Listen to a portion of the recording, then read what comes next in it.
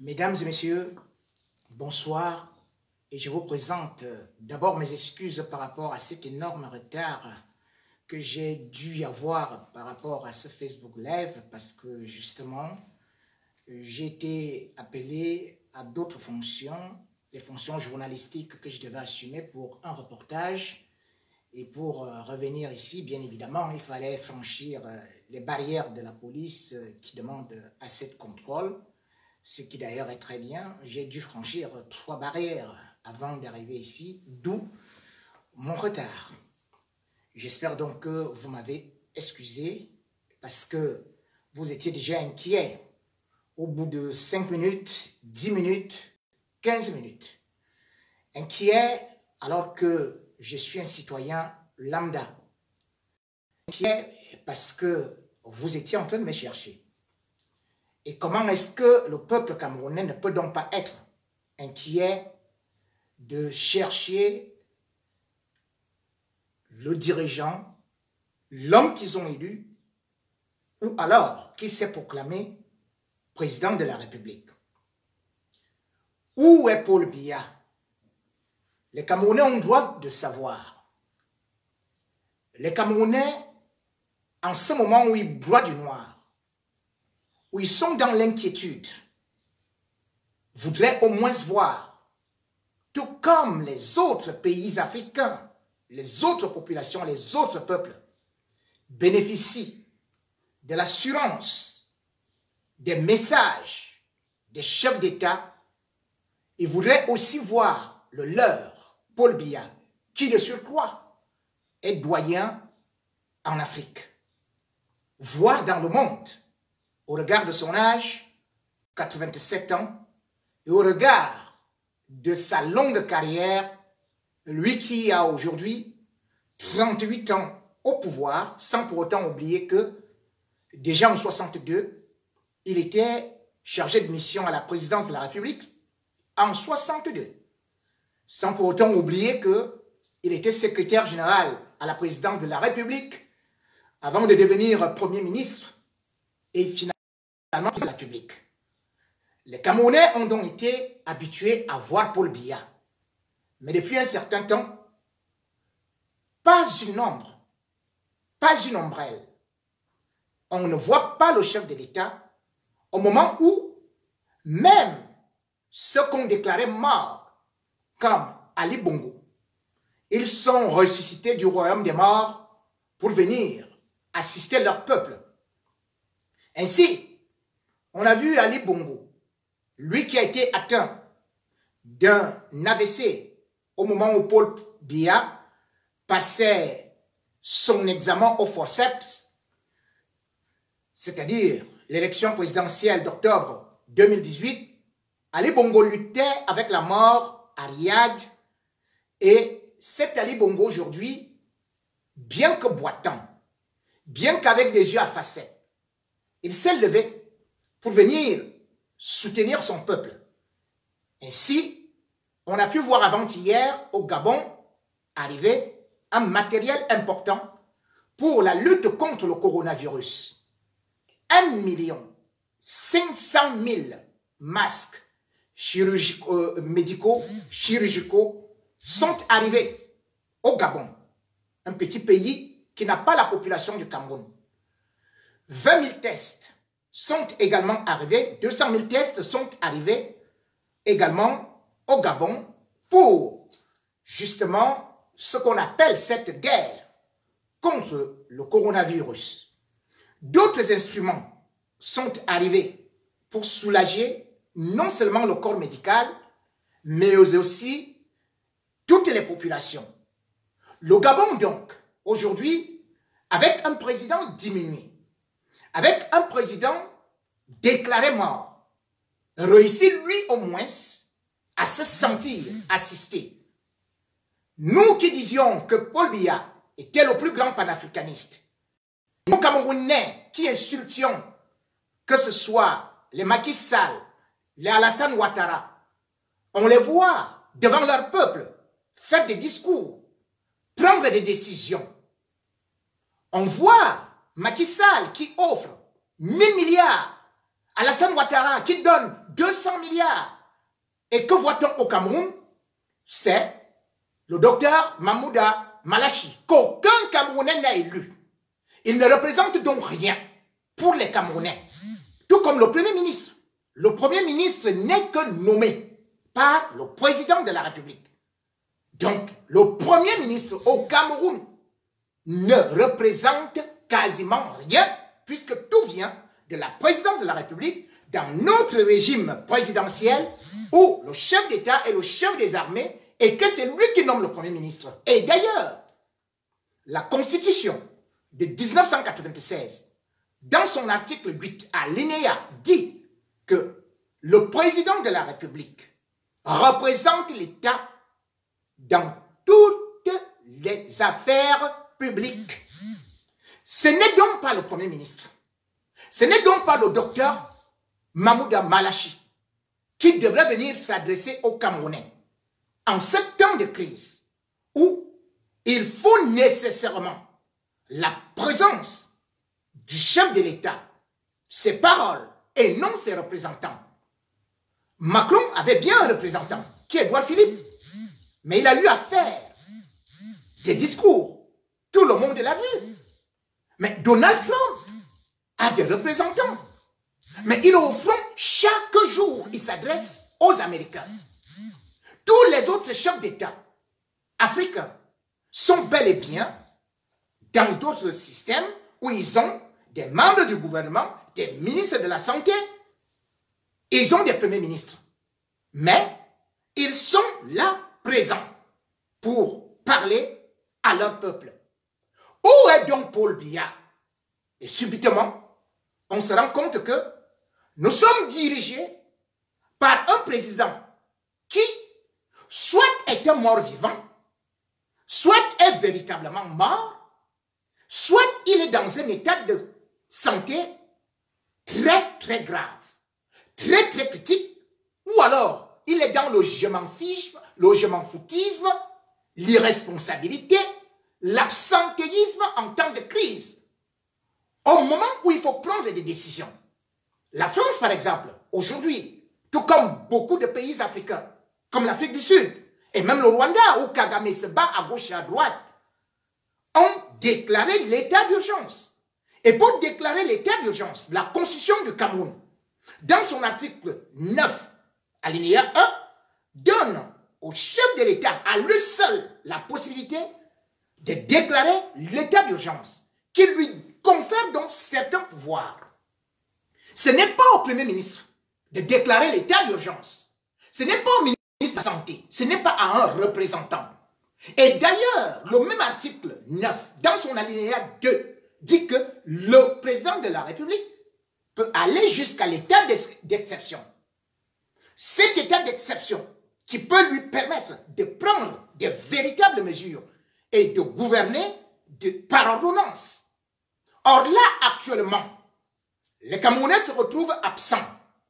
On entend des pleurs de façon clandestine. On n'a plus jamais vu Paul Biya. Et subitement, au moment où les alertes commencent à venir, M. Paul Biya rebondit de son sarcophage, ou plutôt son sosie, ou bien celui qui joue sa main et signe à sa place. On voit hier, en pleine nuit à 20h05, les nominations d'un directeur et de son adjoint. Ce qui est extraordinaire, parce que l'administration ne fonctionne pas ainsi. La présidence de la République, ou encore les bureaux, sont-ils ouverts à la présidence de la République à 20h, à 21h?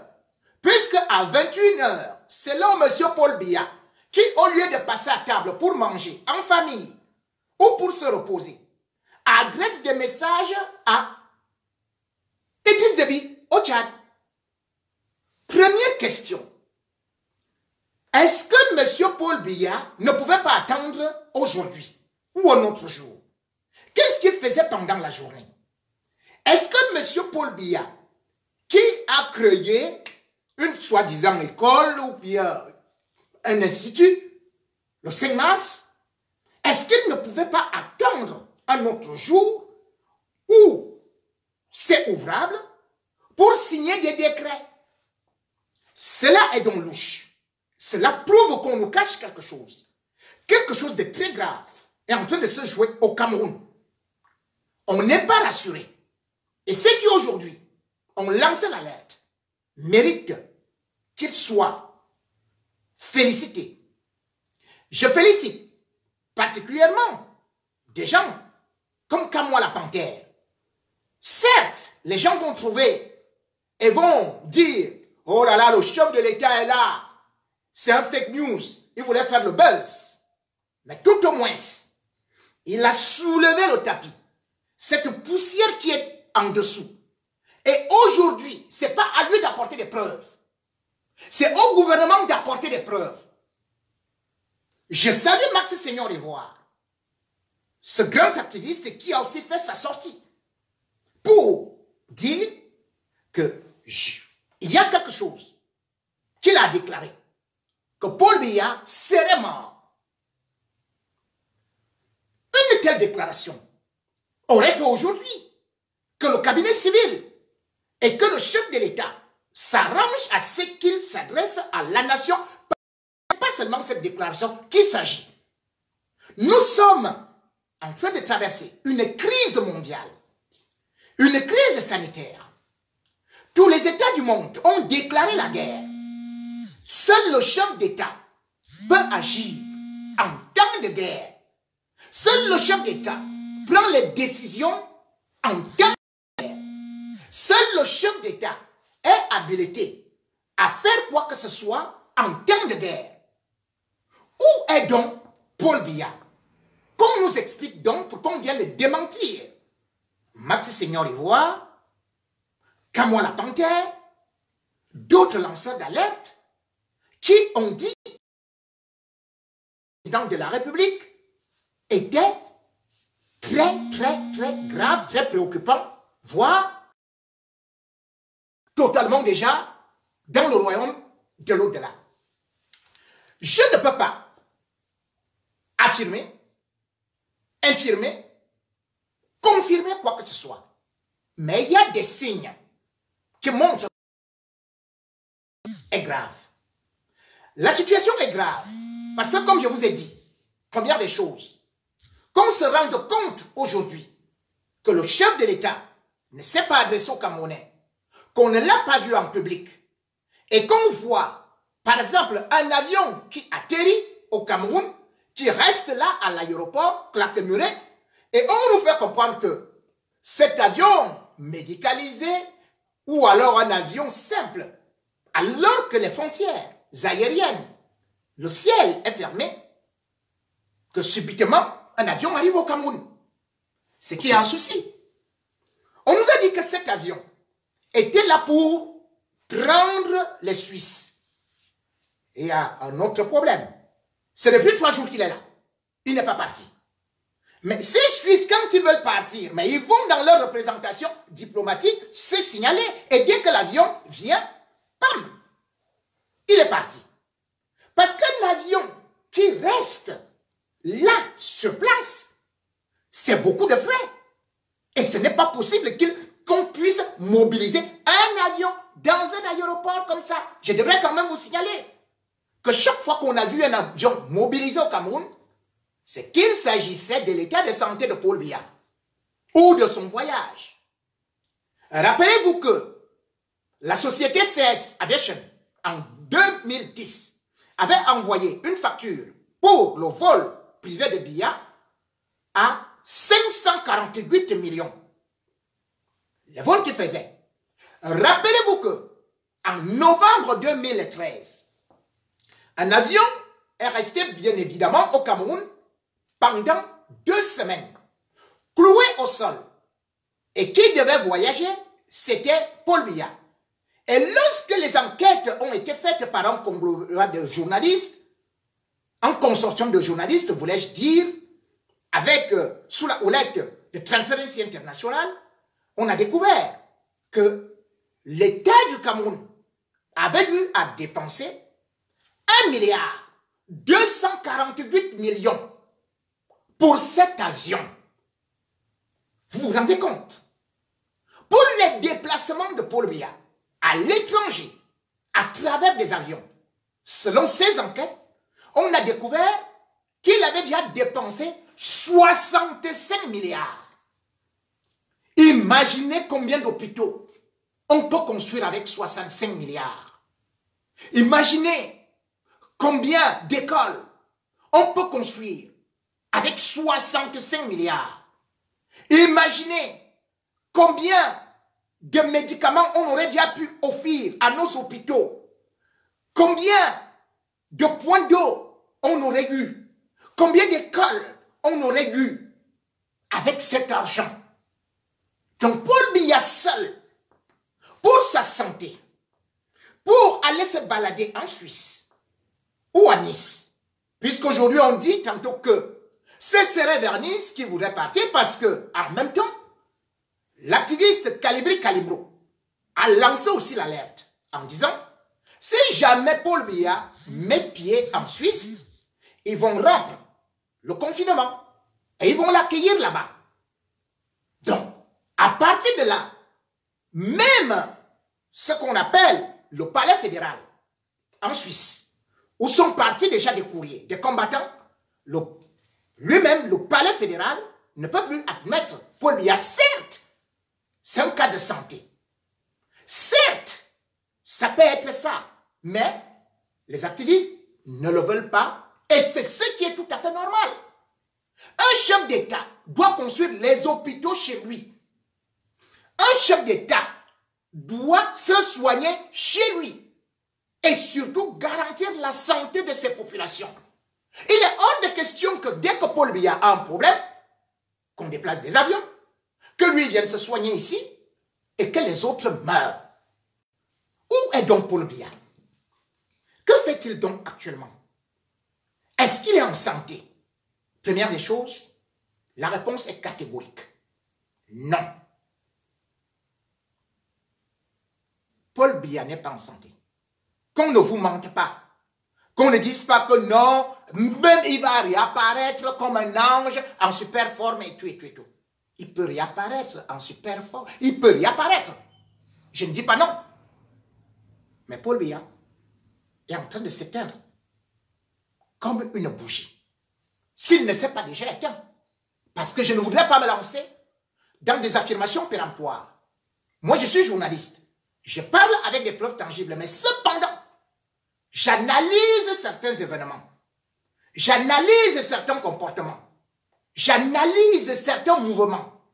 Et à partir des informations que j'ai, je fais donc un condensé pour essayer de vous éclairer, pour essayer de pouvoir discuter avec vous, parce que c'est à vous de savoir le vrai, de le retourner, d'analyser et d'en tirer conclusion.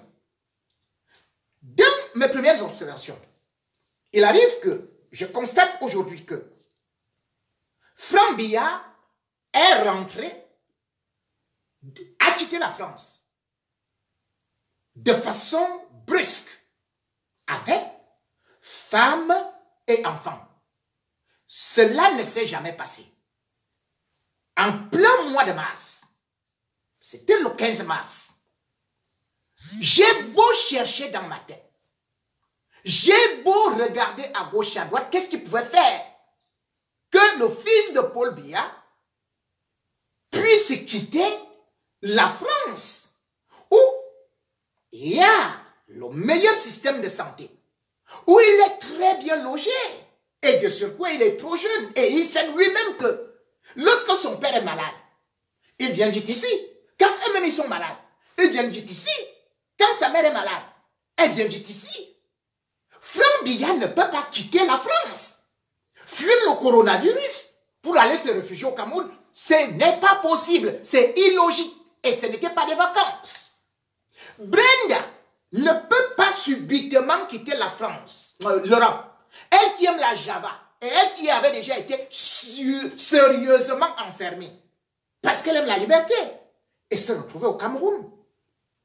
Pourquoi se retrouve-t-elle donc au Cameroun en ce moment et par jet privé? Non seulement ils vont par jet privé au moment où les autres, on leur demande de serrer la ceinture, au moment où il manque de l'eau, au moment où les gens sont confinés dedans, mais ils arrivent à un moment où le coronavirus sévit. Était-ce en train de fuir ce coronavirus? Je n'en pense pas, puisqu'ils ont été habitués avec leur père, leur mère, à aller vivre à l'hôtel intercontinental ou encore à Lausanne. Et du coup, il y a donc quelque chose qui est très inquiétant qui se passe au palais où l'ambiance est morbide. J'ai attendu qu'on me dise qu'on a vu Paul Biya au bureau. Mais ceux qui sont proches ne l'ont pas vu au bureau.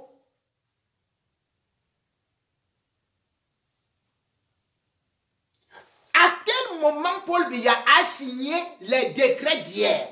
À quel moment il a fait des nominations?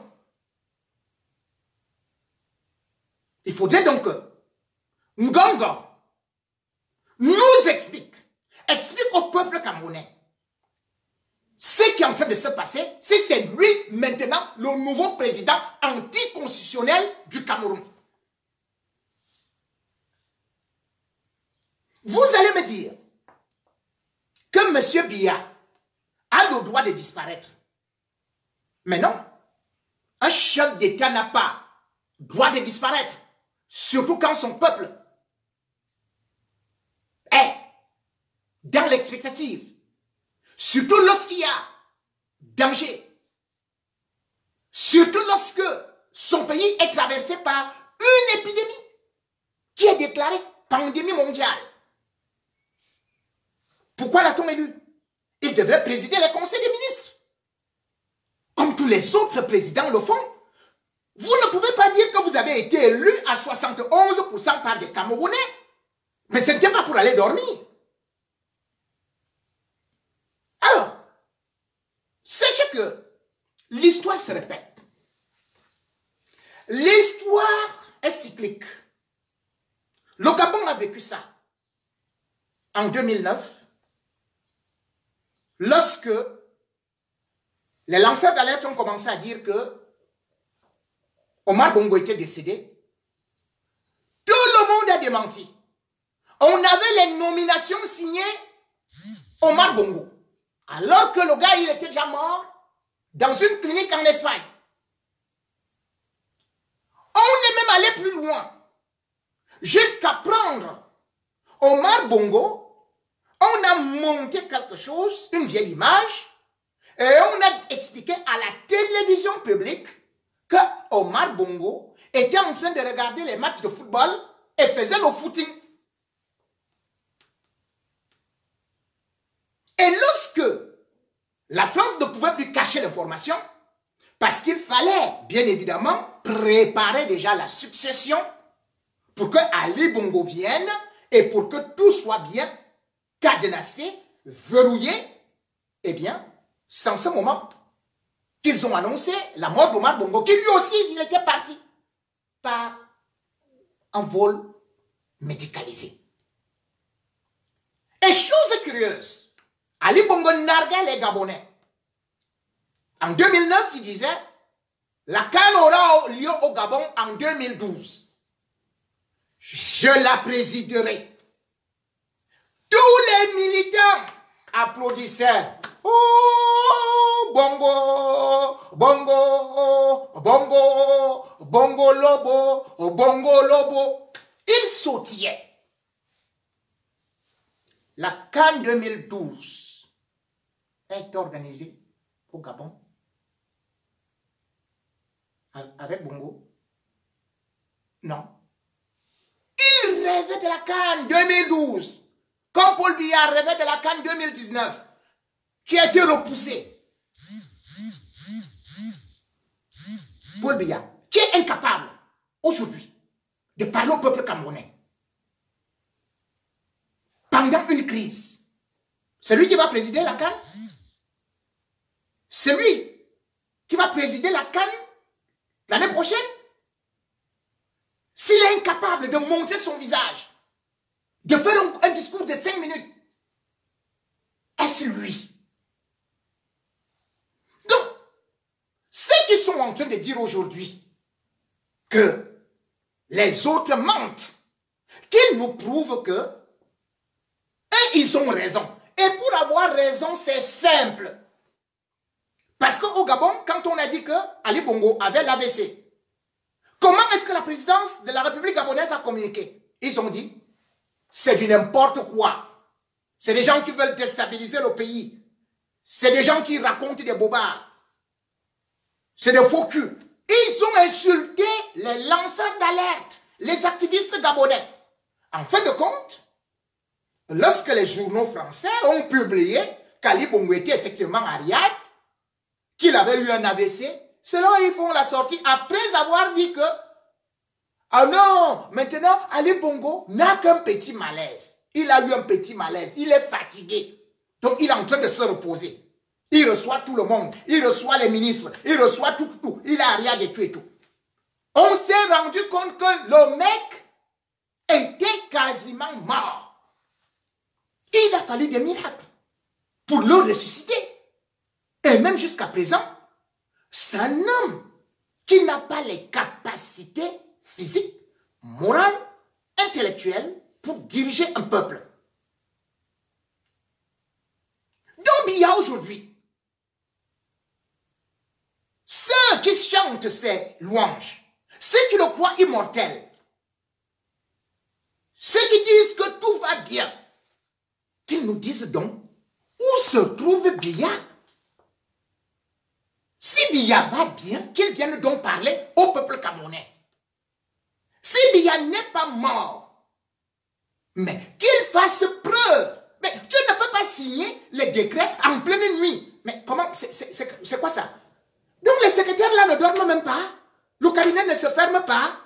Tous ces gens là, c'est des hommes extraordinaires. C'est pas possible. Je n'ai jamais vu ça. Quand Macron veut s'adresser à la nation ou un chef d'État, on dit, on envoie un message au peuple. Le chef d'État va s'adresser à la nation à 20 h. On vous programme ça. C'est au journal. Mais la façon que Paul Biya sort clandestinement en courant de je ne sais quel labyrinthe, comme s'il revenait de la sorcellerie, pour signer les décrets en pleine nuit, après 20 h. Après 20 h, il publie sur Facebook. Le message qu'il envoie même à Déby, il oublie de signer. Tout le monde sait comment ça se passe. On scanne les signatures du chef de l'État. D'ailleurs, la plupart des cas, même quand il se reposait ici à Genève, on écrivait « fait à Yaoundé ». Et Satan Mebaraki prenait l'avion pour aller le voir à Genève. Donc, c'est un régime qui a toujours menti. Tout le monde savait que Biya est à Genève. Mais les décisions qu'il prenait, c'était fait à Yaoundé. Donc, Genève était devenue synonyme de Yaoundé. Autre exemple. Quand vous avez le cas de Mobutu Sese Seko, eh bien, c'est la même chose. Mobutu a jonglé son peuple. Il se voyait immortel. Il se disait homme léopard. Comme Paul Biya se dit homme lion. Mais Mobutu, en 90, on détecte qu'il a un cancer. Il dit qu'il n'y a rien. Il est en super santé. Il va au stade, il défile avec les femmes. Tout le Zaïre applaudit. Mais en 96, voilà Mobutu qui, par avion médicalisé, l'avion médicalisé vient se poser à Bagbolit, c'est-à-dire que son village natal, parce qu'il avait fui Kinshasa, pour qu'on ne le voit pas. L'avion médical le transporte. On part avec lui à Genève.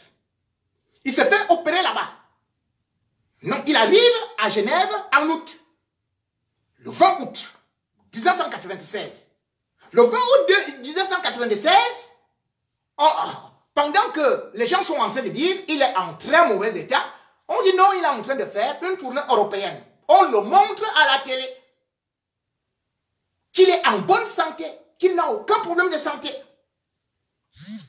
Mais le 22 juillet 1996, voilà Mobutu qui est opéré. Même étant opéré, au Zaïre, on continue à dire aux gens, Il n'est pas opéré. Il est en vacances maintenant. Après sa tournée, il a pris les vacances. Or, qu'est-ce qu'on avait fait? Jacques Chirac avait dépêché Dominique de Villepinte pour aller le voir là-bas, lui dire que bon, écoute, maintenant, on avait dépêché Dominique de Villepinte en lui disant, va le voir. Et après, tu le ramènes en France, à Savigny. Là, il avait une maison qu'il a achetée en France, parce que cette maison a été vendue. Hein. Même la maison de la Suisse qu'il avait, il avait une maison là-bas en Suisse, hein, qui valait 11 millions d'euros. Cette maison a été liquidée à 3 millions d'euros. On l'a amené en France pour sa convalescence. Et après, on lui a pompé des vitamines et tout, et tout, et tout. Mais Mobutu est rentré au Zaïre. Les routes étaient pleines.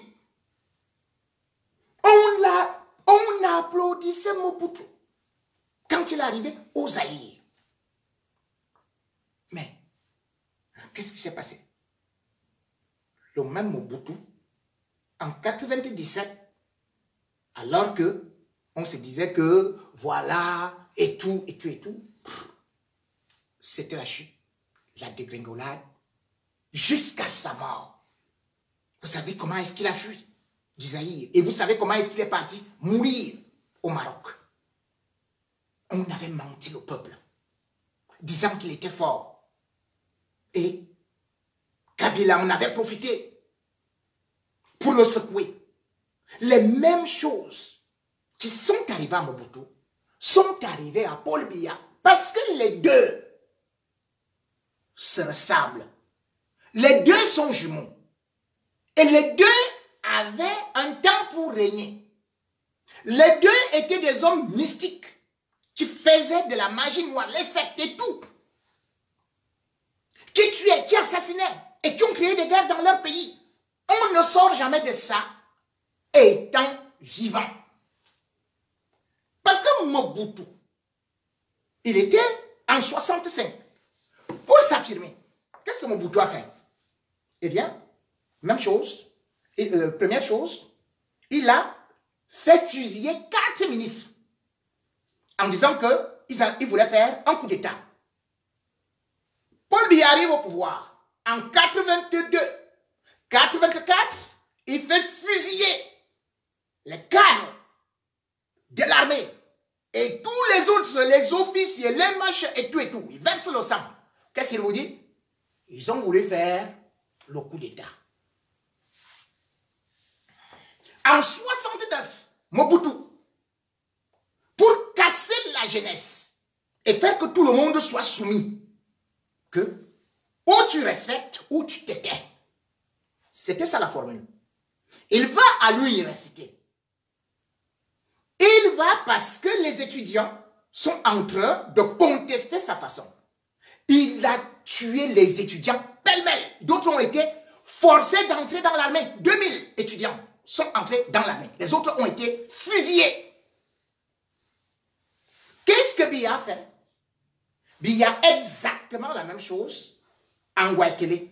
Les étudiants qui s'opposaient à ses manières, il a chargé Fauchivé et tout le reste de les abattre.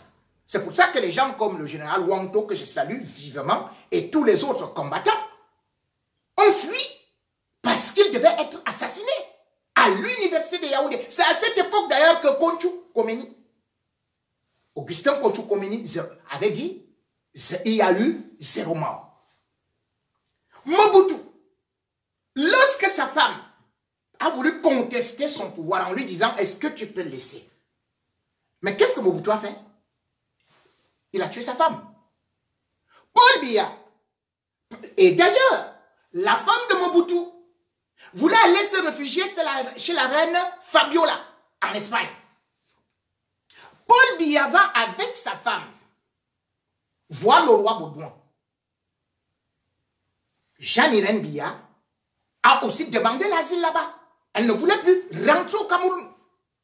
Elle voulait se réfugier. Et finalement, on lui a donné tout espoir qu'on ne pouvait pas garder l'épouse d'un chef d'État qu'elle rentre. Et c'est là où elle a demandé à son cousin, Moutazé, d'organiser la fuite pour elle. Mais qu'est-ce que Paul Biya a fait? Paul Biya a fait qu'elle soit assassinée avec la complicité du délégué du gouvernement qui à l'époque alors était Pierre Milomojo. Vous voyez comment est-ce qu'ils se ressemblent? Et pourquoi est-ce qu'ils se ressemblent? Parce que Mobutu, pour régner, avait eu, lui qui était catholique, il avait eu à aller en Inde, où il a vu la secte Primakuria. Et cette secte Primakuria, en Afrique, avait pour grand représentant un musicien qu'on appelait Franco, qui avait chanté Mario, voilà, vous connaissez Mario. C'est pour ça qu'on l'appelait grand maître Franco. En fait, c'est parce que il avait un pouvoir mystique hors norme.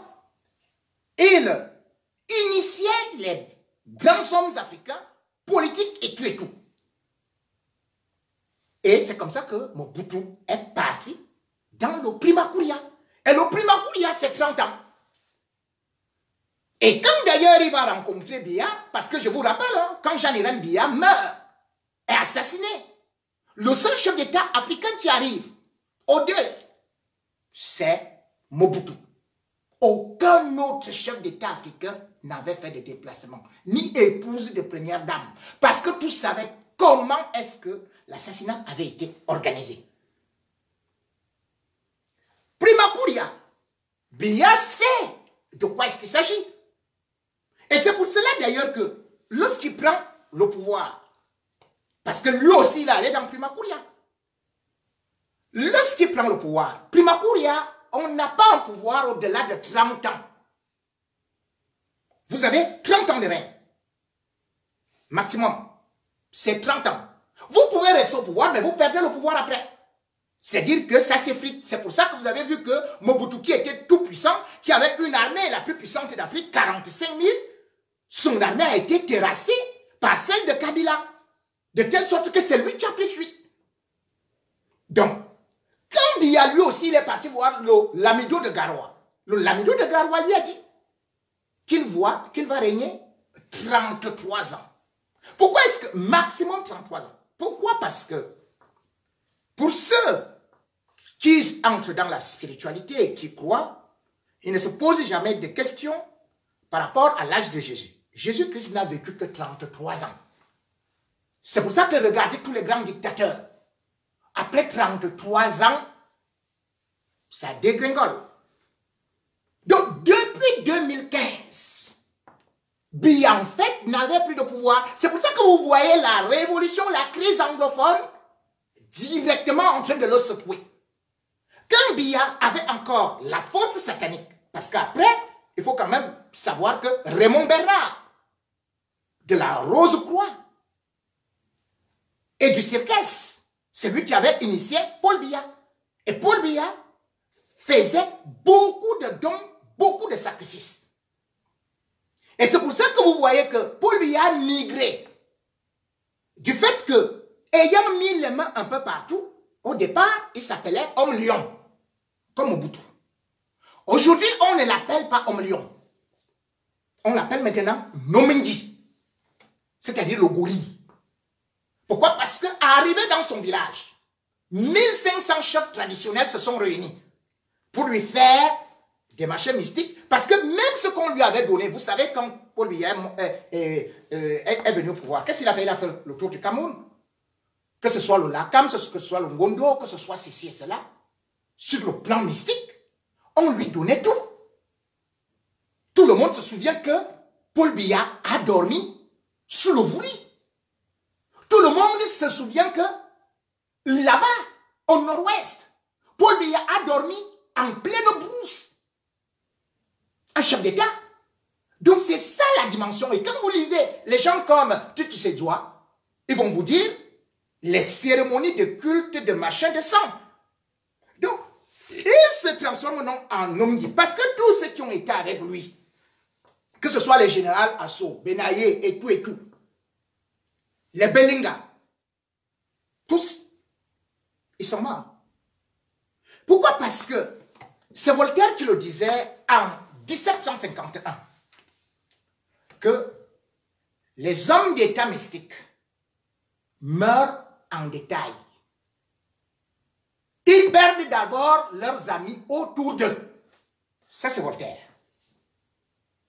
Donc, regardez ce qui s'est passé dans l'entourage de Biya. Chacun tombe comme une mangue pourrie. Tac, tac, tac, tac, tac, tac, tac, tac, tac, tac, tac. C'est comme si vous voulez abattre un baobab. Vous voyez comment est-ce que ça commence à sécher. Le tronc devient donc vulnérable. Vous avez déjà enlevé les racines, les radicelles. Boum, il tombe. Ceux qui croient, même si Biya est debout devant vous, c'est un zombie. Il n'y a plus rien.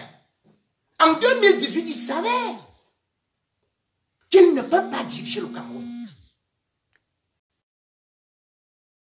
Qu'il n'avait pas de pouvoir. Et c'est pour cela que vous avez vu des actes bizarroïdes qui se sont passés avec, par exemple, l'assassinat de Monseigneur Bala.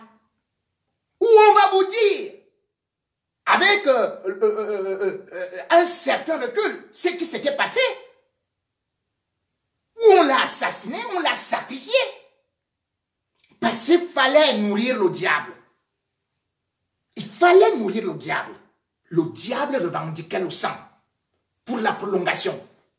Ça peut être comme si vous avez un contrat. On vous dit votre contrat s'achève tel.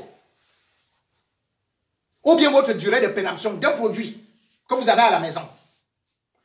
Quand on dit que ce produit s'arrête en 2019, certes vous pouvez le consommer en 2020, mais il n'a plus la même capacité et il peut même avoir de la toxicité.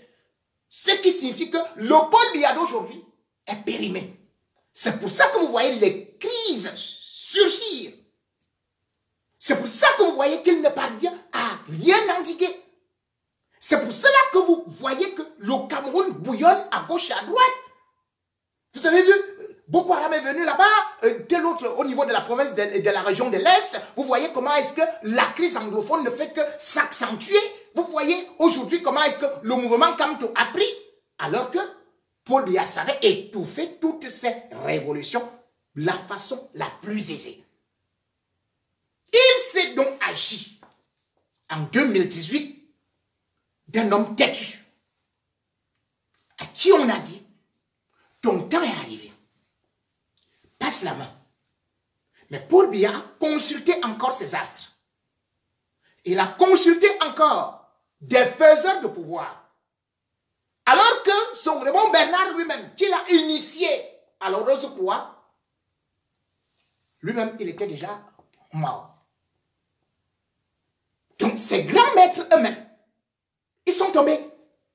Mais il s'est dit, il va défier Dieu, il va défier le diable, il va défier la nature. Il sera immortel.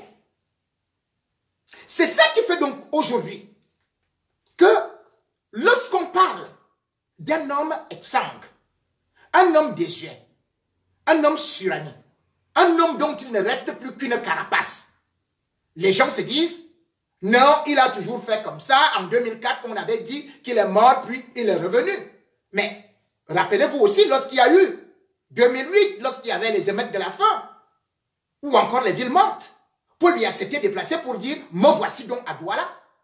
Est-ce que Paul Biya a encore eu à aller, ne serait-ce que à Bamenda, à Bouéa, pour aller dire: me voici donc à Bamenda? Est-ce qu'il peut se déplacer pour aller à Douala, pour dire: me voici donc à Douala? Est-ce qu'il peut se déplacer pour aller à l'extrême nord, pour dire: me voici donc à Maroua? Non. Parce qu'il est mort. Là, c'est la mort spirituelle. L'être humain, c'est pas ce que vous voyez là. Et encore, ceux qui plongent, qui signent les pactes, c'est encore beaucoup plus grave pour eux. Ils ont un délai de péremption qu'ils doivent respecter. Ils ont des sacrifices à faire. Mobutu a passé le temps à boire du sang, à jeter des opposants dans des mares où les caïmans pouvaient manger. Le livre des Balangounou. Et même le professeur Titu Sedjoua, qui a pourtant été ministre de Biya et secrétaire général de la présidence. Et il disait bien que là-bas au palais, on boit du sang, on fait la fornication, on couche avec des cadavres. C'est pas moi qui le dis. Allez sur Internet. Donc Biya, sur la dimension mystique, c'est là où il restait. Il est mort là-bas. Sur la dimension physique, c'est pour ça que des gens ont commencé à dire, à traiter Eliane Nkolo comme étant une folle. Quand elle a dit non, je ne reconnais pas Biya, il est mort, et tout, et tout, et tout. En fait, c'est parce que quand Biya marche aujourd'hui, vous l'avez vu par exemple comme Macron le tenait, beaucoup ont cru qu'il était sous. Il n'est pas sous. Posez-vous la question, qu'est-ce qui est arrivé au pied de Biya, le pied droit? Il y a des secrets médicaux. Et j'ai toujours dit, j'aime respecter la vie privée d'autrui. Tout comme j'ai dit, je n'ai jamais souhaité la mort à Biya. Parce que je combats sa politique. Mais je ne combats pas l'homme physique. Je ne combats pas ses enfants. Non. Je ne combats pas son épouse, même si elle est totalement impliquée actuellement. Mais l'homme qui est responsable de toutes ces maladies et des maladies du Cameroun, c'est Biya. Posez-vous donc la question. Belinga Boutou sait ce qui s'est passé sur le pied de Biya. Et Brenda le savent. Chantal le sait. Pourquoi est-ce qu'on ne va pas voir Biya dans son bureau? Qui peut vous dire qu'il peut voir Biya, comment il est bien assis sur son bureau? Sans vouloir insulter son physique. Vous savez très bien que Paul Biya, qui, sur le plan de la morphologie, sur le plan de son visage, bel homme, bien bâti, mais avec un petit défaut, c'est-à-dire des pieds en X. Depuis un certain temps, Paul Biya est devenu arqué. On ne devient pas arqué étant vieux. Posez-vous la question. Qu'est-ce qui est au pied droit de Biya? Le palais fédéral de Suisse le sait. Et ceux qui ont assisté à cette opération savent ce qui s'est passé. Et Biya est encore beaucoup plus diminué physiquement, d'autant plus que lorsque à Genève, il arrivait là, ce n'était pas pour aller négocier avec les anglophones, comme on a dit. Il était là pour son bilan médical. Mais la brigade anti-Sardinat est arrivée. Parce qu'on voulait embrouiller les gens en disant qu'il va négocier avec les anglophones, les sécessionnistes. Ah non, c'était faux. Biya ne peut pas s'asseoir avec des sécessionnistes. Il est tellement imbu de lui. Il est orgueilleux. Regardez même que les anciens chefs d'État l'appellent. Il ne prend pas le téléphone. Regardez que à l'Union africaine, depuis l'OUA, c'est-à-dire que l'Organisation de l'Union africaine, jusqu'à l'Union africaine, Biya est allé là-bas combien de fois? Il a assisté à 2. Une fois parce qu'il partait. Il savait déjà que c'est le Cameroun qui va recevoir le sommet. Donc, il est parti pour cela. Et point final. Et puis la deuxième fois, quand c'était au Cameroun. Depuis que le siège de l'Union africaine a été construit en Éthiopie, à Addis Abeba, Biya n'a jamais mis pied là-bas. Et vous imaginez que Biya allait s'asseoir avec les anglophones, quelques anglophones là pour négocier? Non, il partait pour sa santé. Mais la brigade anti-Sardinat a tout gâté en lui disant rentre chez toi. Donc, entre-temps, la situation de Biya s'est dégradée. On a fait venir quelques avions médicaux, mais vous savez très très bien qu'à son âge, on ne peut pas transporter un hôpital dans un avion médicalisé. Un avion médicalisé n'a que quelques petites choses, l'essentiel. Et s'il est encore là, à Douala, cela veut dire qu'il y a un problème. Déjà avant-hier, on a vu un avion survoler Yaoundé, alors qu'on sait que le ciel de Yaoundé est fermé. D'où sortait cet avion? Où allait-il? Qui portait-il? Point d'interrogation, puisqu'on sait que Camerco n'existe pas. Et ce n'était pas un avion de Camerco d'ailleurs.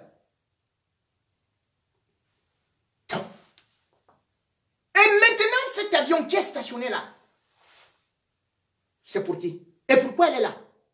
Parce que même si Biya est vivant, on ne peut pas mettre n'importe quel patient dans un avion.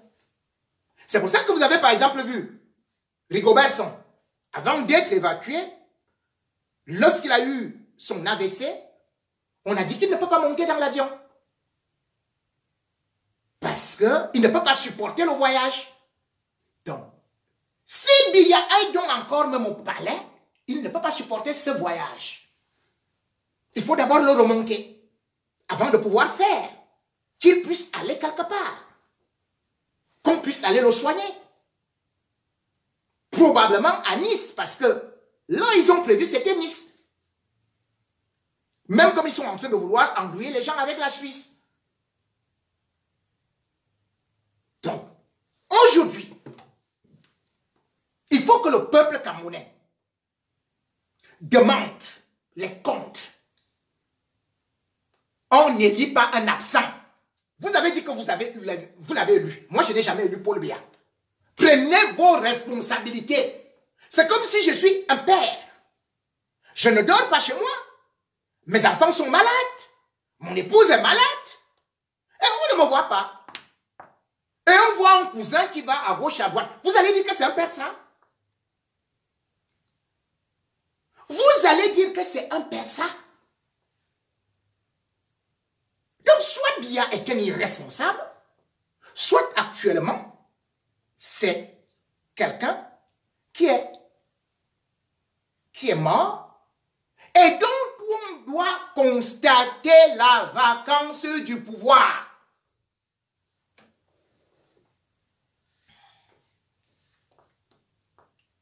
Nous sommes dans un état de droit. Un président ne peut pas être absent délibérément. Certes, la Constitution camerounaise, dans son article 10, dit que le président de la République peut être momentanément absent.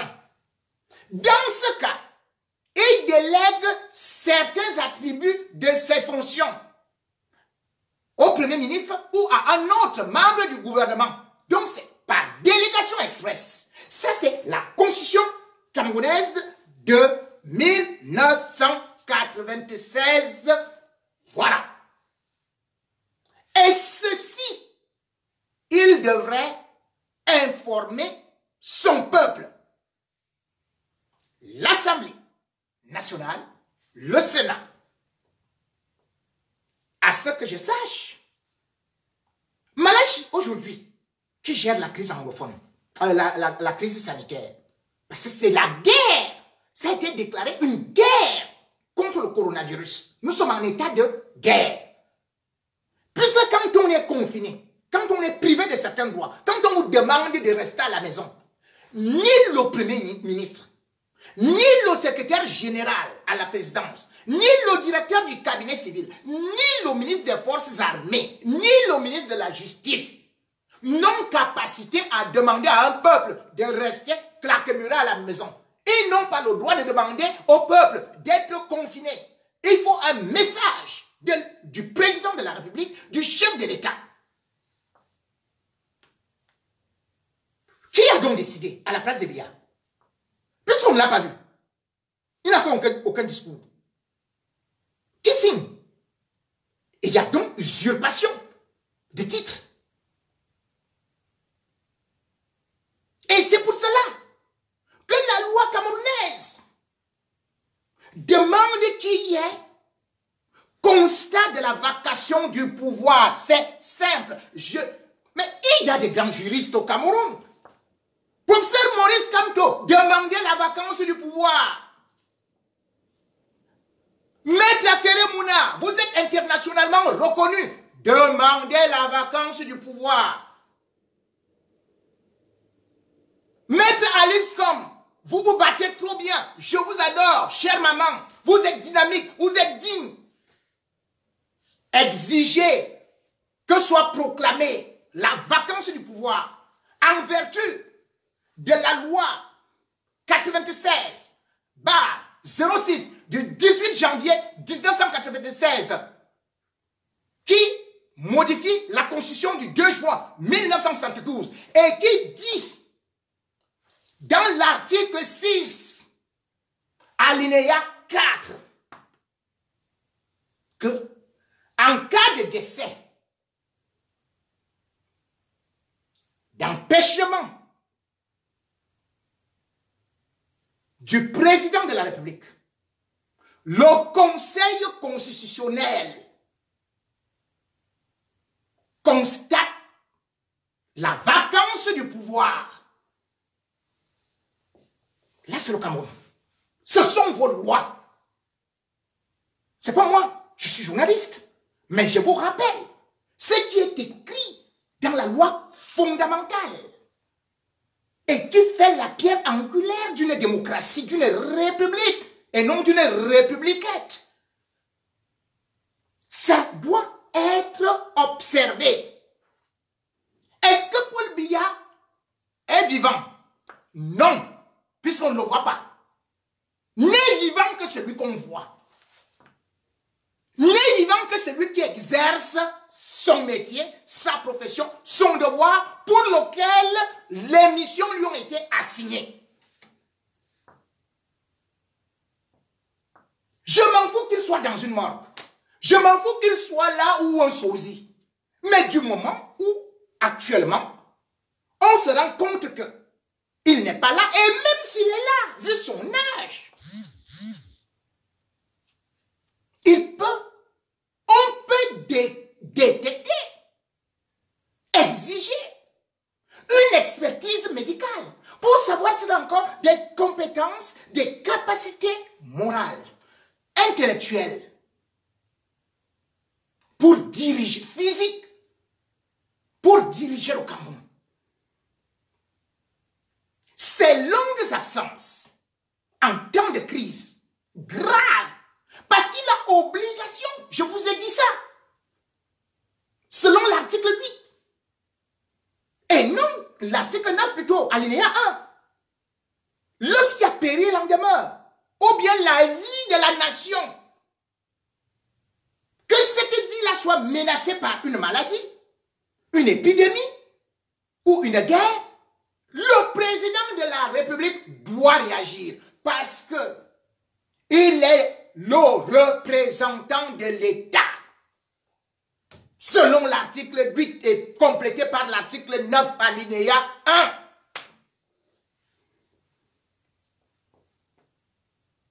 Il est donc où? Donc le président de la République doit seulement nous dire non, il est là. Il a les représentants. Oh, ne vous gênez pas.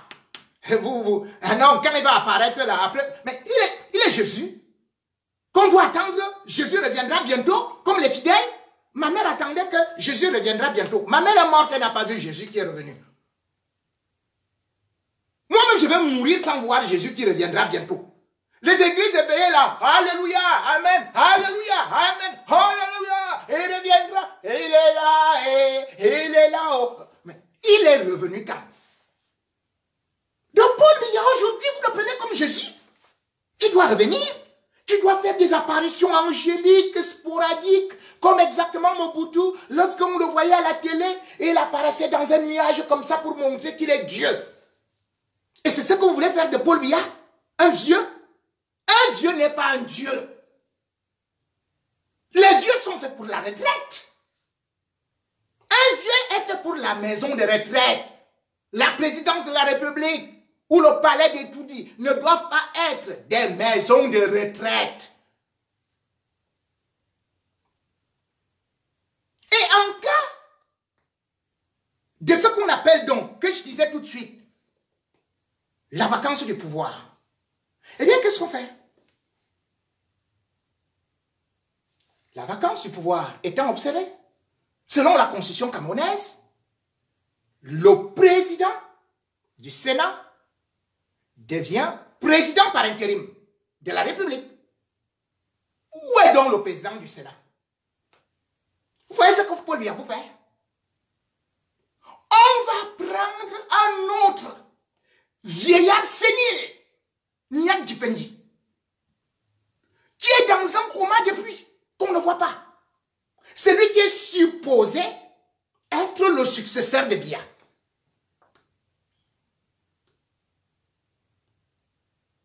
Il est malade. Il ne comprend plus rien.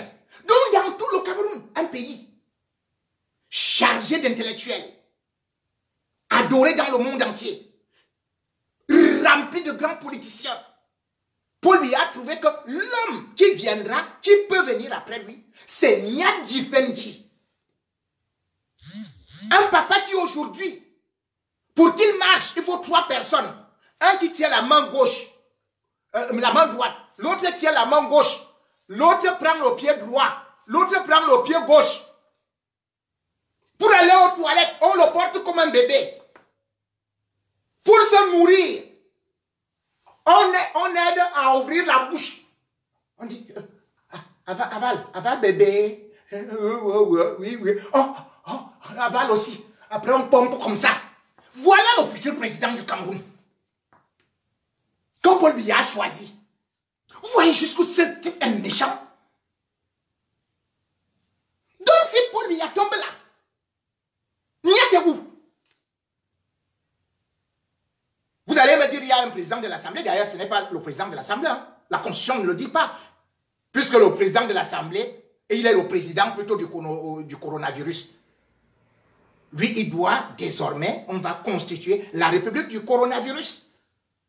Là où ce sera là, on a dit c'est maintenant en Lembe. On ira avec Kabaye Yege Djibril là-bas. Il va diriger toutes les instances du coronavirus, ministre des forces armées du coronavirus, ministre de la communication du coronavirus, ministre du coronavirus. Lui-même, il sera président du coronavirus. Avec tous ces députés du coronavirus là. Il faut recommencer l'élection là. Parce qu'on ne peut pas avoir des députés qui sont des agents vecteurs du coronavirus. Appelez-les députés Corona. Députés Corona. Tous là, Corona, il faut les fuir. Même leurs lois, c'est loi Corona. Toutes les lois du Cameroun, c'est les lois Corona. Donc vous vous rendez compte que la vacance devrait donc, selon les lois, selon la Constitution, voulais-je dire, la vacance de la présidence de la République au Cameroun varie entre 20 jours au moins et 120 jours au plus. Voilà ce que dit la loi. C'est-à-dire que si jamais Biya n'est pas là, pendant 120 jours, il y a un président par intérim qui est M. Nyadji Fenji, puisque c'est lui qui est le président du Sénat. Et c'est lui qui est donc chargé d'organiser l'élection présidentielle. Cependant, cette constitution précise que il n'a pas droit de changer, de faire le remaniement ministériel ou encore de convoquer un référendum. Et c'est ça. Et ne peuvent être candidats que d'autres. Donc même dans son propre parti, Biya n'a même pas prévu un successeur. Puisqu'il est le président du RDPC. C'est là donc où tout va commencer. Biya a prévu qu'après lui, c'est le déluge. Donc vous voyez qu'il prévoit Nyad, il sait que Nyad ne va pas tenir. Dans son parti, il ne désigne pas un autre président. Comme ça se fait. Partout. Quand on est déjà président de la République, on n'est plus président du parti. Autrement dit, on est président d'un parti qui dirige un pays. Président de la République ne veut pas dire président d'un parti. Vous avez vu, même Sarkozy l'a fait. Il a quitté l'UMP, il a fait ceci et cela. Macron aujourd'hui n'est pas pour dire je suis président de ceci, président de ceci, président de cela. Non, non, non. Il faut savoir faire la part des choses. Et les guerres vont donc déclencher là-bas. Et contrairement à d'autres pays, où par exemple Adi Bongo, Mabongo, avait prévu qu'après lui, ce sera certainement son fils. Dans ce qu'on appelait le cycle de la monarchie. Tout comme l'autre, Obiangeba, il a déjà commencé avec son fils. Parce qu'il sait que ce sera la continuité. Donc même sa propre famille là, Biya barré. Biya barré. Ceux qui croient que ce sera une succession avec Franck ou un de ses fils, non. Ce ne sera pas ça. Et c'est pour cela que on va piéger l'activiste Kamwa la Panthère en lui donnant une information que oui, il est décédé. Et après, quelqu'un qui se passe pour le ministre Nkili. Je suis sûr que c'est aussi encore un autre coup bien monté. Parce que le coup monté est qu'on doit écarter toute la famille de l'ex-première dame. Et vous savez que tous sont déjà en prison, non? Tous sont en prison. Parce qu'aujourd'hui, c'est le clan de la première dame. Donc, les Ngongo, qui sont en train de se placer. Ils savent que c'est eux qui doivent récupérer le pouvoir. Après Biya. C'est Ngongo avec Chantal. Parce que toute la famille de la première dame, je vais vous rappeler parce que Nkili, pourquoi est-ce qu'on prononce le nom Nkili? Parce que Robert Nkili est en fait le petit frère de Jeanne-Irène Biya. Donc, on lance un truc comme ça. Et après, l'information est quand même tellement un peu tronquée parce que là, on a piégé mon ami Kamwa ou bien le grand activiste Kamwa parce que, il faut savoir, hein, on me piège toujours, sauf que je suis déjà, moi, assez outillé. Donc, j'essaye, voilà, je suis assez outillé. Mais ils font un travail redoutable parce qu'au moins aujourd'hui, ils ont soulevé l'écorce de quelque chose qui se cachait. En réalité, Nkili habite plutôt à Etourébé. Lui, il habite à Etourébé. Et il n'est même pas à Etourébé. Il est actuellement en Dom, dans son village. Il est confiné là-bas. Il n'est pas revenu à Etourébé. Ça, je l'ai vérifié. Il est en Dom. J'ai demandé à aller bien voir. Est-ce qu'Nkili est là-bas? Oui. Donc, la maison d'Nkili est à Etourébé. Et pourquoi est-ce qu'on cite Nkili?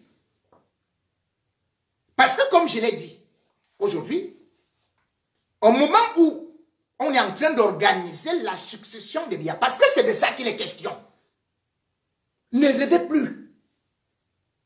Biya est un homme mort. Même s'il vit là, il est mort. Même, je vous dis, même s'il vit là, Biya est un homme mort.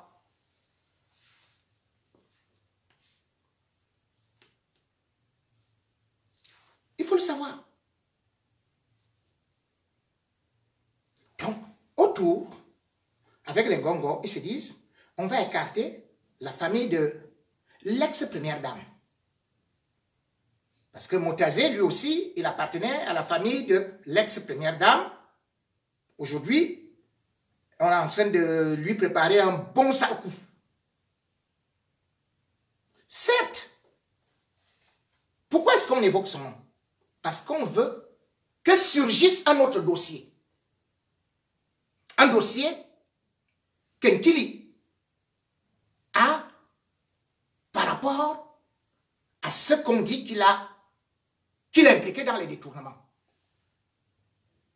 Il y a un gros dossier comme ça. Robert Nkili a été ministre du Travail et de la Prévoyance sociale de 2002 à 2011. Puis de 2011 à 2015, il a été ministre du Travail, des Transports, voulais-je dire. Donc, je reprends, il a d'abord été ministre de 2011 de 2002 à 2011, ça c'était au ministère du Travail et de la Prévoyance sociale. Après Biya, pour ne pas avoir le courroux de la famille de la première femme qui l'a zappé complètement. Il a fait de lui ministre des Transports jusqu'en 2015 et on le vire du gouvernement. Entre-temps, il y a un dossier qui apparaît. Le dossier des MA, les coucous chinois là, les faux avions. Donc, 31 milliards ont été détournés pour aller acheter ces coucous-là. Ces avions qui, quand vous êtes dedans, ça fait comme si vous étiez en train de rouler sur une route non bitumée. Ces avions qui n'avaient pas de pièces de rechange. Or, on a accusé que Nkili était tête du cerveau, que c'est lui qui a fait tous ces détournements parce qu'il était ministre des Transports, parce que ces avions ont été achetés en novembre 2013. Or, il se trouve que Nkili va passer devant le Sénat en 2014, en juillet 2014, où il va répondre aux questions. Entre-temps, on a déjà dit que le dossier est allé à la direction de la police judiciaire, puis au tribunal criminel spécial. Donc, toute la famille de la première dame, de l'ex-première dame, est déjà en prison. C'est-à-dire que ceux qui étaient de grosses têtes, il reste donc Robert Nkili. Je ne vais pas dire de toutes les façons, il est très difficile d'être dans le régime Biya sans voler. Je ne peux pas dire qu'il n'a pas volé, puisque quand même, il s'agit de 3 avions. Mais la réalité, c'est quoi? C'est que les 2 premiers avions ont été commandés le 11 juillet. Le 11 juillet 2011. Les conventions ont été signées. Par qui? Par le ministre d'État Bello Bouba Maïgari. Voilà la vérité. Or, Nkili, lui, il est nommé en décembre 2011. Bello Bouba avait déjà tout négocié. Il avait déjà tout fait. Nkili, lui, il est plutôt impliqué dans le 3e avion chinois. Le MA60, comme je le dis, c'est lui qui va aussi donc débloquer, faire débloquer les fonds. Et ce 3e MA60, il va monter ce coup avec Edgar Alain Mbongo, puisque ce coucou-là est destiné à l'armée camerounaise. Les 2 premiers avions que Bello Bouba a signé les accords et en allant emprunter de l'argent à Exim Bank, Kenya, c'était pour Camerco. Et vous voyez, c'est pour ça que Camerco n'a pas d'avion. Or, il se trouve que la même année, à la même date, le Congo avait aussi commandé les mêmes avions.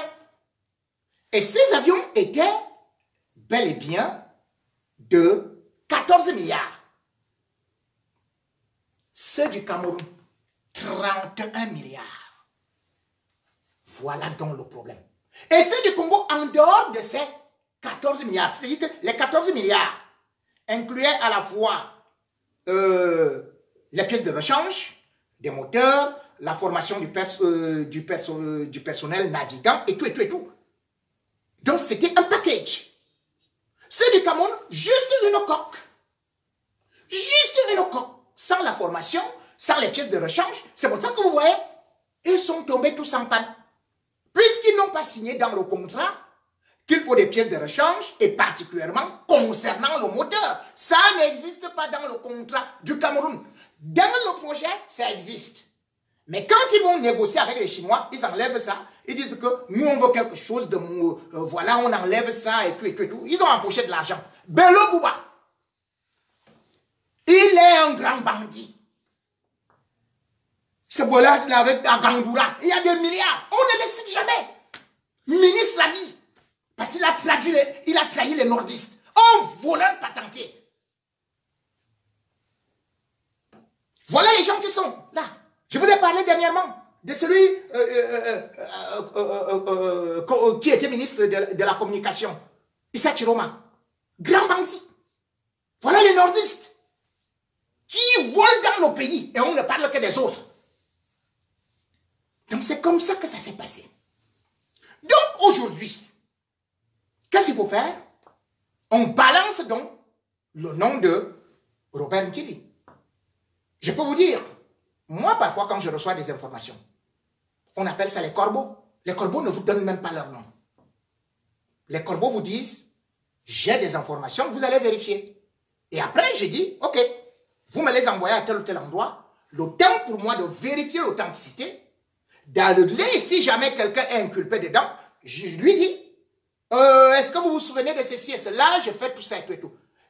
Les corbeaux rarement donnent leur nom.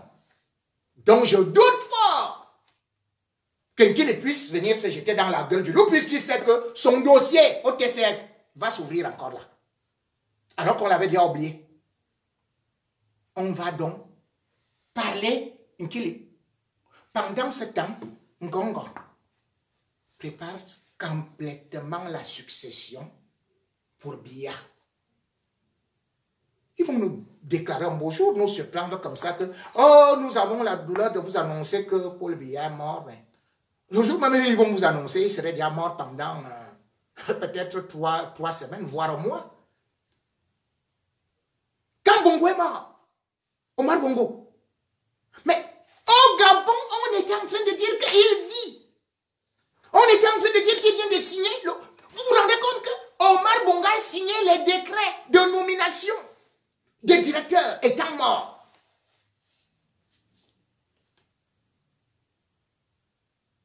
C'est quand Kadar a enchaîné, se basant sur des sources espagnoles d'un journal, qui dit que, mais attendez, le président gabonais est mort depuis. Le Quai d'Orsay n'avait pas confirmé, hein. La France n'avait rien confirmé. Hein. Ils avaient dit qu'ils ne sont pas au courant. Mais c'est là où on va découvrir, 2 jours après, parce que ça, ils ne pouvaient plus tenir dans le mensonge. C'est là où ils disent que nous regrettons le Gabon en deuil. Omar Bongo est mort. Il était mort depuis. Donc on ne soit pas surpris qu'un beau jour, on vous dise ceci et cela. Biya n'est pas immortel. Je ne suis pas immortel. Nous avons un temps à passer sur terre. Sauf qu'il faut savoir quitter les choses à temps et non quitter étant humilié. Biya aurait eu droit à une sortie honorable. Biya aurait eu droit à tout ce qu'on peut appeler, en fait dans l'histoire, par la grande porte, s'il aurait démissionné avant. Biya aurait eu droit à toutes sortes de grandes funérailles. Mais aujourd'hui, Biya n'a droit qu'aux rumeurs. Biya n'a droit qu'au colportage. Biya n'a droit qu'aux vérités, contre-vérités dans son propre entourage. Biya n'a droit qu'à être traité comme un papy écervelé, dépourvu de toutes ses forces, manipulé comme un jouet. Même pour saluer, Chantal vient avec lui. Il soulève les mains. Il faut voir comment il fait comme un robot. Cet homme, que ma mère chantait Paul Biya, toujours chaud, chaud, chaud, chaud, chaud. Ma mère, qui aujourd'hui, dans le royaume de l'au-delà, quand il voit Biya finir comme ça, peut-elle encore chanter Paul Biya, toujours chaud, gars? Lui qui est devenu aujourd'hui, Paul Biya, toujours sous-gars. Parce que quand il marche, c'est comme un soulard. Paul Biya, toujours sous-gars. Paul Biya, aujourd'hui, qui, quand il boit le vin, il est si content. Voilà la sortie humiliante. Voilà la vraie mort de Paul Biya. Et non, celle qu'on est en train de vouloir nous cacher. Les hommes passent. L'État reste. Paul Biya fait son temps. Son temps est terminé. Il n'y a pas de prolongation. Seul Dieu décide. Et lorsqu'il frappe la dernière cloche, c'est terminé. Paul Biya aujourd'hui représente pour le Cameroun l'échec, le désespoir, le désespoir social, le désespoir dans le chômage, le désespoir dans la guerre, le désespoir des lendemains, le désespoir dans le coronavirus, le désespoir dans la gouvernance, le désespoir pour le Cameroun. Et comme le disait Charles de Gaulle, quand on a perdu l'espoir, on a ouvert la porte de la mort. Je vous en remercie.